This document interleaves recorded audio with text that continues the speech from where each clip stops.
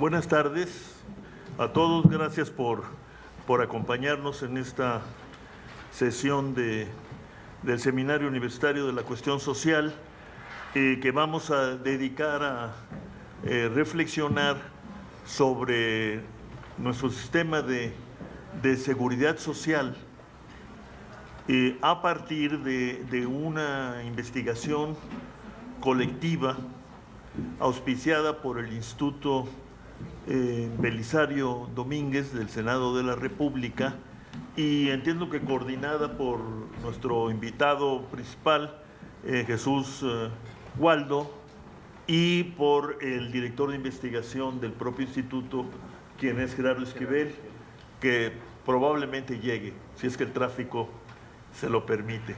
También invitamos al doctor Leonardo Lomelí, que se ha dedicado al tema de la seguridad social, pues para escuchar, no sé, algún intercambio, ¿sí?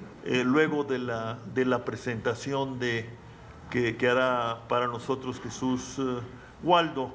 El documento editado por el Senado y por el Instituto se llama Situación actual y reforma de la seguridad social en México, y participan en él Gabriela Cabestany Ruiz, Ángel Calderón Madrid, Cristina Gómez da Conceizao, Leonardo Lomelí Vanegas, Maritza Rosales Reyes, Norma Samaniego Bridge, John Scott Andretta y Alejandro Villagómez Amezcua. Voy a dar lectura rápida, ¿no?, a los capítulos para que tengan una idea de la importancia del esfuerzo que llevaron a cabo Jesús Waldo y sus colegas. El primer capítulo se llama La seguridad social y su relación con el mercado de trabajo. Segundo, seguridad social, fragmentación, desigualdad y oportunidades de reforma. Capítulo 3, la reforma inconclusa de la seguridad social.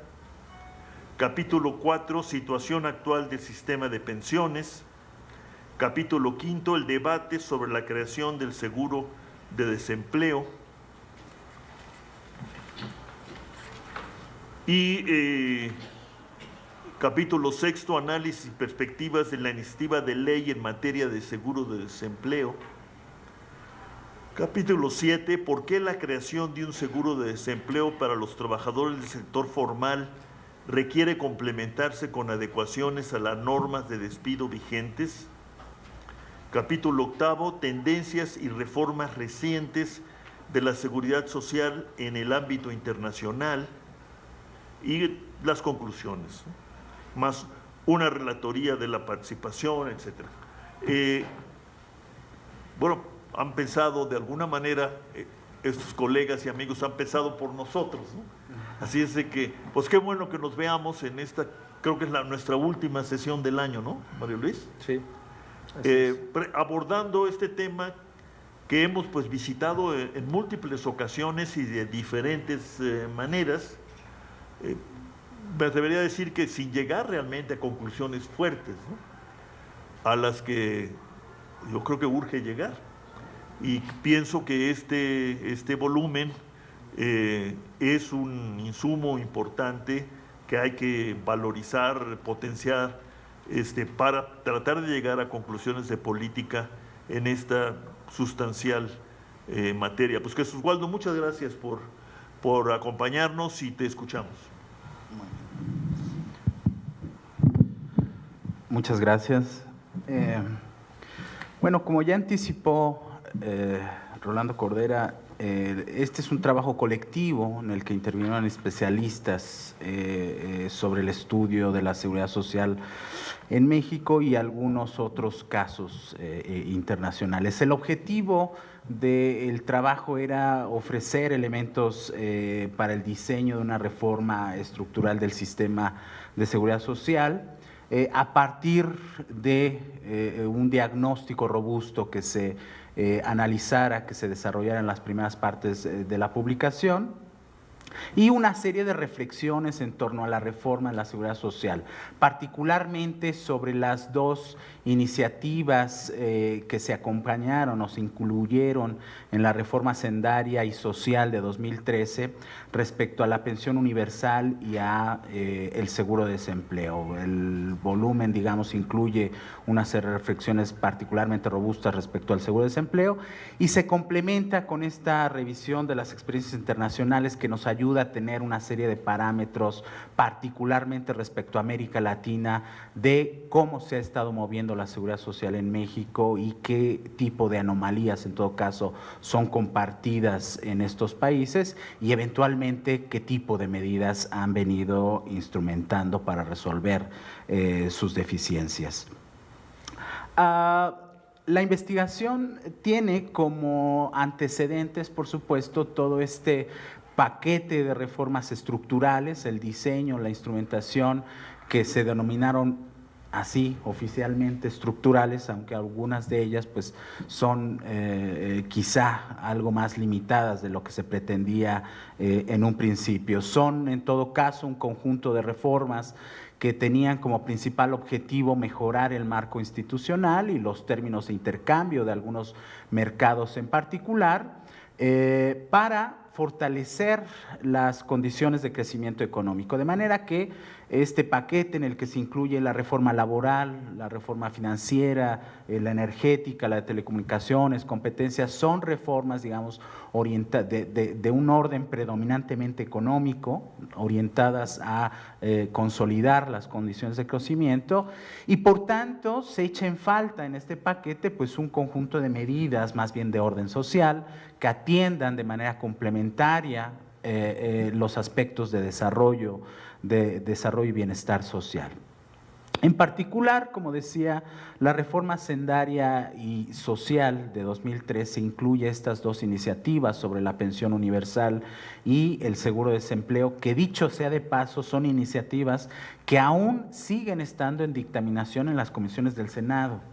No pudieron ser todavía deliberadas, no han sido todavía aprobadas en comisiones, sí que la Cámara de Diputados dictaminó una serie de modificaciones a las iniciativas originales, luego fueron estas trasladadas al Senado y ahí persisten. Pareciera entonces que la importancia sobre reformar los sistemas de atención social no son o no han sido la prioridad en este paquete de reformas estructurales en México. De hecho, en 2014 se hablaba mucho sobre la reforma del sistema de salud. Prácticamente el gobierno federal advertía una iniciativa inminente en aquel momento. Lo cierto es que nunca llegó. Y hasta la fecha, pues prácticamente las medidas de política social que se han intentado introducir simplemente radican en estas dos iniciativas. A pesar de este esfuerzo, de este reconocimiento de ampliar los derechos de los trabajadores o ampliar el reconocimiento de estos derechos y ampliar la cobertura de las pensiones a través de los distintos instrumentos, es importante advertir que se requiere una reforma de mayor alcance al sistema de seguridad social, esta sí quizá como una verdadera reforma estructural, ¿no? Y para ello hay que señalar un punto de partida que resulta fundamental y que quizá por momentos pasa o lo perdemos de vista, que es justamente la disposición constitucional respecto a la seguridad social que está establecida en la fracción 29ª del artículo 123, que dice literalmente que la ley del seguro social deberá comprender seguros de invalidez, de vejez, de vida, de cesación involuntaria, enfermedades, accidentes, etcétera, encaminados a la protección y bienestar de los trabajadores, campesinos, no asalariados y otros sectores sociales y sus familias. De la interpretación, aún sin ser abogado, sin ser especialista en interpretación jurídica, podemos en todo caso tomar esta disposición constitucional como un punto de partida importante justamente para diseñar políticas públicas que complementen y subsanen las deficiencias ya observadas en el sistema de seguridad social. La lectura, digamos, de esta normatividad deja claro que es explícito, digamos, la protección, pero que a pesar de ello persiste el incumplimiento efectivo tanto en el diseño de la reglamentación, que justamente trata de establecer nuevas normas sobre este artículo, y sobre el incumplimiento que realizan o que proviene de la ejecución y operación de las instituciones de la seguridad social. El diagnóstico, en todo caso, que se recoge tanto de la literatura especializada como de los textos que se han analizado en el libro, hablan de una notable fragmentación y desarticulación institucional, de importantes deficiencias en la coordinación institucional, de la duplicidad y regresividad de los programas públicos, particularmente los que están siendo orientados a la cobertura de pensiones en adultos mayores. Un punto clave, digamos, en el diseño del sistema de seguridad social es la cobertura condicionada por el estatus laboral, que solo reserva su ingreso a quienes tienen evidentemente un trabajo formal y el acceso a todas las prestaciones y servicios derivados de esta inscripción, lo que significa una persistencia entonces de grupos de población sin acceso que han tenido que ser atendidos por toda una serie de políticas de protección social, de programas no contributivos para lograr ofrecerles un mínimo de prestaciones. Estas características se suman a una baja valoración de los beneficios por parte de los usuarios, esto que muy atinadamente habla Jaime Ross en su texto sobre la trampa fiscal respecto a la importancia de elevar la calidad de los servicios, la importancia de extender estos servicios para luego entonces también constituir un ciclo virtuoso que permita generar nuevas contribuciones y nuevos financiamientos al sistema. Es una deficiencia importante que también ha sido señalada por Leonardo Lomelí en el texto que incluye la publicación.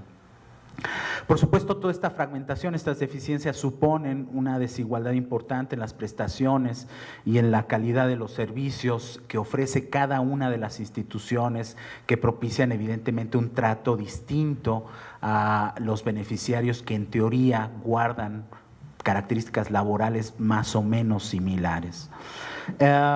Estos problemas han significado también una falta de sostenibilidad en el financiamiento. No se ha logrado, a pesar de contar con un financiamiento tripartita dentro del sistema de seguridad social, las dificultades de financiamiento, las dificultades para encontrar fuentes de financiamiento sustentable han sido importantes.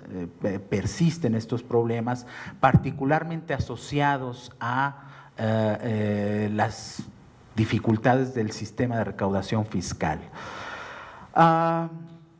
Por supuesto, estas condiciones se enfrentan a una desconexión entre el sistema de la seguridad social y el mercado de trabajo. Cabe recordar, y tal como se señala en algunos textos, incluidos los de David Ibarra, existe el diseño de la seguridad social estuvo basado en México a partir del condicionamiento del mercado de trabajo, del crecimiento de la economía, de la ampliación del empleo, y ese crecimiento, esas ampliaciones suponían una incorporación continua de trabajadores y sus familias al sistema de seguridad social. Esa era una condición clave. Por supuesto, funcionó durante varios años, y parece ser que a partir de los años 80 empieza a resquebrajarse esa conexión favorable, ¿no? Se empiezan a romper los vínculos, de manera que en la actualidad ya no contamos con una conexión que permita justamente ir trasladando a más beneficiarios que se generan a partir de la expansión económica hacia la seguridad social. Esto ha significado entonces enfrentar también una persistencia importante de altas tasas de informalidad laboral, que si bien son una consecuencia de las propias deficiencias del sistema de seguridad social, son a la vez una condicionante para mejorar el financiamiento de la seguridad social. Al no ampliar la base de contribuyentes, no incorporar un número mayor de trabajadores formales al sistema, y al no incorporar a un mayor número de trabajadores con mejores salarios, con altas retribuciones, se vulnera esta fuente de financiamiento importante que proviene de la propia fuerza de trabajo. Y finalmente se discuten en toda esta colección de elementos de diagnóstico una serie de deficiencias respecto al uso de los recursos públicos en los distintos programas. Se hablan de deficiencias administrativas, problemas de logística, asignaciones presupuestarias ineficientes, etcétera, etcétera, ¿no? Bien, para ilustrar el problema, digamos, quizá de los más graves respecto a la estructura del sistema, a la fragmentación de este sistema, observamos en este esquema las múltiples instituciones que ofrecen servicios relativamente similares. Y digo relativamente similares porque la cobertura de servicios y de prestaciones que hay en unas y otras es distinto, depende por supuesto del tipo de cargo público que se tenga, del sector público al que se esté incorporado, pero habitualmente todas las personas que están registradas en la Seguridad Social pertenecen a alguna de estas instituciones marcadas en verde, ya sea el ISSSTE, Pemex, el ISFAM de las Fuerzas Armadas, que es la institución de las Fuerzas Armadas, los distintos institutos de seguridad social de los estados e incluso algunos municipios, por supuesto la institución más importante que representa el IMSS, y algunas otras instituciones que bajo convenios establecidos con el IMSS ofrecen una serie de coberturas mínimas a los trabajadores en los que están incorporados. No obstante, esta elevada fragmentación institucional, encontramos solo 3 fuentes primordiales de fondeo, de financiamiento. Por supuesto, la más relevante es el gobierno, la que ofrece el financiamiento más importante, las partidas que provienen de los patrones y, por supuesto, la contribución de los trabajadores. En fin, esta fragmentación, esta desarticulación propicia, en todo caso, una oferta de servicios, de prestaciones, que es ampliamente desigual en prácticamente todos los casos. Y vale la pena en esta fragmentación destacar el caso, por ejemplo, de la seguridad social que se ofrece en las Fuerzas Armadas, que por supuesto da a sus trabajadores una serie de prestaciones mucho más robustas, una cobertura tanto en servicios médicos como en prestaciones de pensiones y algunas otras prestaciones laborales. Da una gama mucho más amplia que la que ofrece el resto de los servicios. Esta fragmentación ha propiciado también una serie de anomalías muy importantes dentro del mercado de trabajo. Eso ha significado configurar distintos grupos de trabajadores que tienen a la vez prestaciones distintas, pero algunos otros grupos de trabajadores que justamente no han logrado incorporarse a la seguridad social. Del total de la población ocupada, que asciende a 50 millones de trabajadores, encontramos particularmente un caso que resulta especialmente delicado, que es el caso de los trabajadores subordinados y remunerados, que son cerca de 33 millones de trabajadores, de los cuales 15 millones no cuentan con seguridad social. Sería en todo caso una manera de eludir las responsabilidades de la cobertura de seguridad social por parte de los patrones, que ofrece o termina configurando una especie de trabajadores asalariados encubiertos, ¿no? Son trabajadores informales que no cuentan con estas prestaciones, aunque su posición como subordinados claramente tendría que contar con estos servicios, con esta cobertura. Y luego en el caso de los trabajadores no subordinados, prácticamente los 16 millones de trabajadores que tenemos en este grupo, prácticamente la totalidad, 16.2 millones, no cuenta con seguridad social. Evidentemente se trata de trabajadores que son empleadores, que tienen sus propios negocios, trabajadores que no tienen pago, ¿no? O trabajadores que se dedican por cuenta propia a una actividad que predominantemente la utilizan para subsistir en su ciclo de vida normal. En este caso en particular, esta ausencia de cobertura de la seguridad social para los trabajadores por cuenta propia se explica por las dificultades que existen en el propio sistema al no tener un régimen especial de incorporación a los trabajadores por cuenta propia, ¿no? Hay un sinnúmero de oficios o de profesionistas que en todo caso podrían estar dispuestos a incluir, pagar sus cuotas, sus contribuciones. Sin embargo, la rigurosidad o la rigidez en el diseño de los regímenes de incorporación de la seguridad social dificulta este registro. De manera que estos datos lo que terminan gestando es unas elevadas tasas de empleo informal, de acuerdo al trabajo que se realizó con los microdatos de la Encuesta Nacional de Ocupación y Empleo. Se encuentra que hay un 62.9% de trabajadores informales, que equivale a 31 millones de trabajadores. La TIL, la tasa de informalidad laboral, ronda más o menos unas cifras parecidas. La última cifra de 2015 de la ENOE advierte que hay un 57.8% de trabajadores informales.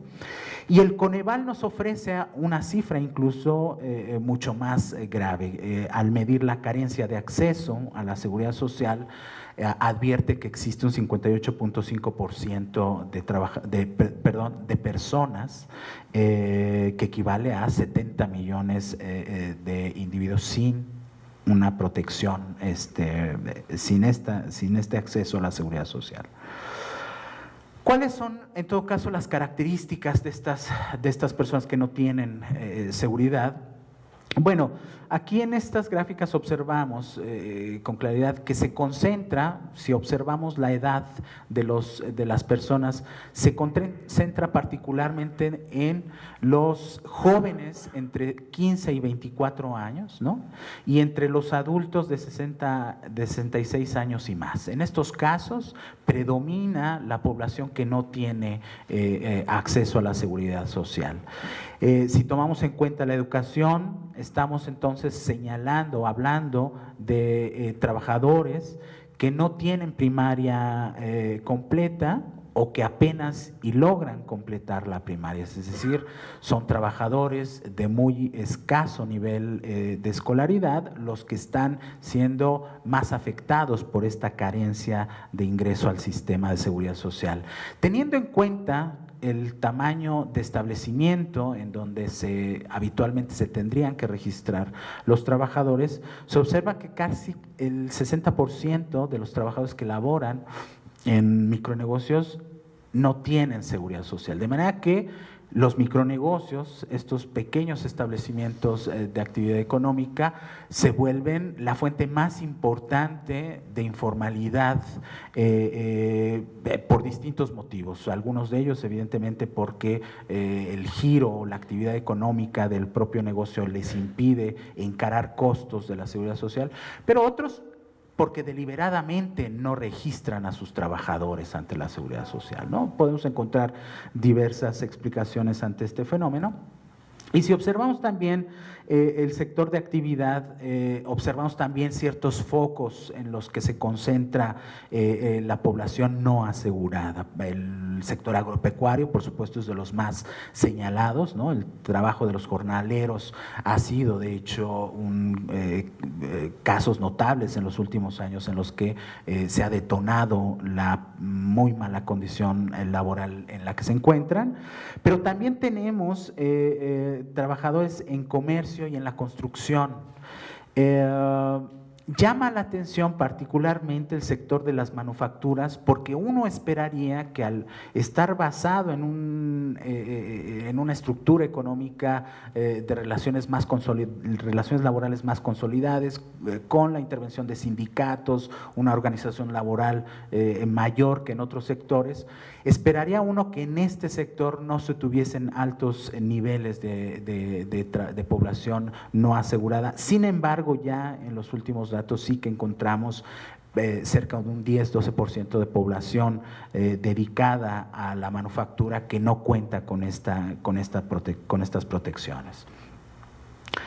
En la publicación, entonces, estos niveles de alta informalidad o de población sin seguridad social contrastan con lo que estudió John Scott sobre el registro de inscritos en el IMSS y en el ISSSTE. Resulta que, teniendo en cuenta estos registros administrativos, la población que teóricamente está asegurada, pues casi alcanza el 60%.